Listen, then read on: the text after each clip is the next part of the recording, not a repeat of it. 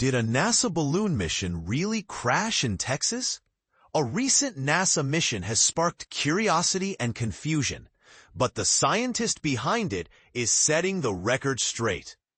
Despite the ongoing government shutdown, a NASA-funded weather balloon embarked on a unique journey on October 1st. However, upon its landing in Texas the following day, local news reports suggested a crash had occurred. But according to Christopher Mendillo, the principal investigator of the exoplanet-hunting experiment, this was far from the truth. It's understandable that without proper information, assumptions were made, Mendillo explained. Our team has been dedicated to this project since 2005, and we've launched similar experiments on both rockets and balloons. We know the drill. The controlled descent. Mendillo emphasized the meticulous planning and execution of the balloon flight. A skilled NASA team monitored the entire journey, carefully selecting a landing site away from populated areas, energy infrastructure, water bodies, and mountains.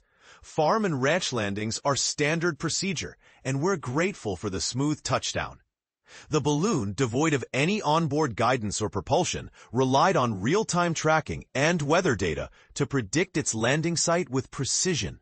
Despite some inherent uncertainty, an uncommon launch window, the urgency to launch on October 1st was due to a rare atmospheric phenomenon known as turnaround.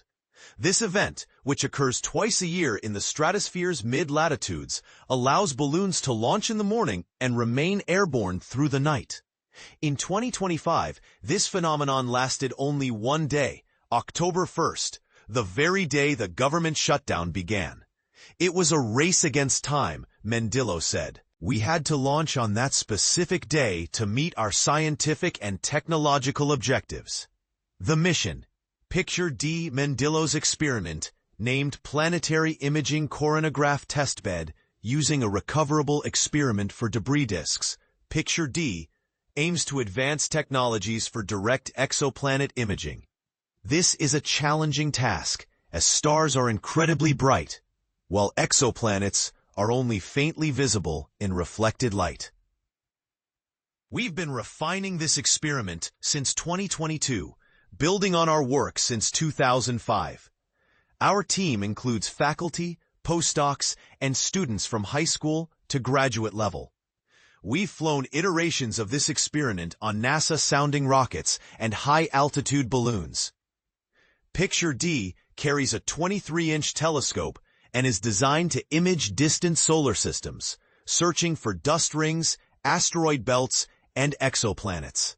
During its flight, it observed 4 stars, including a binary system, and collected thousands of images.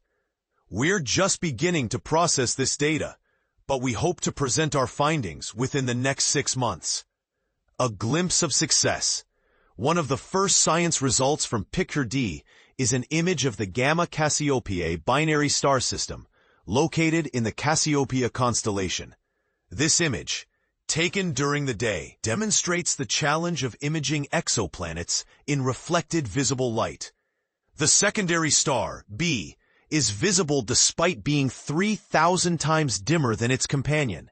If that were a planet, it would be 1 million times dimmer. This image illustrates the complexity of our mission. Future prospects. The technologies developed for Picture D could potentially be used on future NASA flagship missions, such as the proposed Habitable Worlds Observatory, which aims to study Earth-sized worlds in the 2040s. We're excited about the potential of this technology and the contributions it could make to exoplanet research. And this is the part most people miss. While the mission was a success, there were some minor issues during the flight that affected performance. Mendillo's team is already working on improvements for the next Picture D flight, scheduled for 2026 or 2027. So, what do you think? Is NASA's balloon mission a success story or a controversial endeavor? Share your thoughts in the comments below.